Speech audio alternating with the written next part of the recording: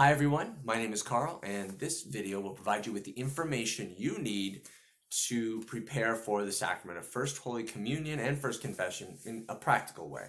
We'll have other videos to discuss kind of the theological teaching, the church's teaching on the sacraments, these beautiful sacraments and encounters with God and His grace. The first thing I've already mentioned is we're actually preparing for two sacraments this year, communion and confession. Confession precedes communion. It will take place during the season of Lent in March, and communion will take place at the end of April or the beginning of May. We don't have dates established yet for either, but as soon as we do have them, we will let you know. In addition to the dates, there's some information we need from you guys. It's the baptism certificate. What we're going to need from you is a copy of the long form of the baptism certificate. It has to be the one that includes the name of the parents and the godparents on there. All right, it has those details, not just the date. And I think it's called the long form at most parishes. So we need the long form of the baptism certificate.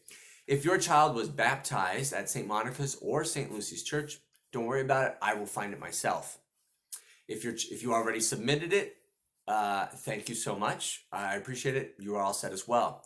But if your child was baptized at some other church in the Archdiocese of Boston or New Hampshire or wherever you're from originally, just please contact that church and have them send me the long form of the baptism certificate here at the parish. And our contact information and the address will be in the description down below. All right, so what preparations do you need to make for the actual event, the First Communion, really, celebration?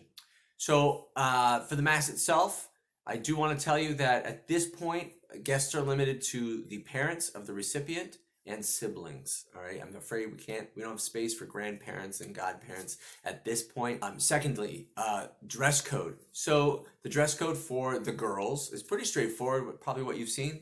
Usually it's the First Communion dress, which is white or an off-white. The veil, they can get veils if they like.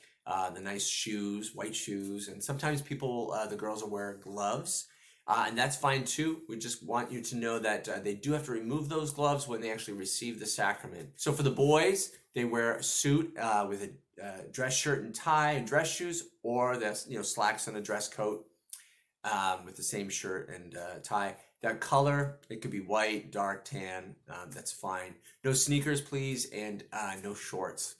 I'm only saying it because it's been done. Usually we have someone from the parish who's a professional videographer and photographer record the masses for First Holy Communions. We hope to continue that this year, and then he will distribute those to families. If you have any questions for me, I will put my email in the description below. In the meanwhile, just know that we are praying for you, your child, for your whole family, that you continue to stay healthy.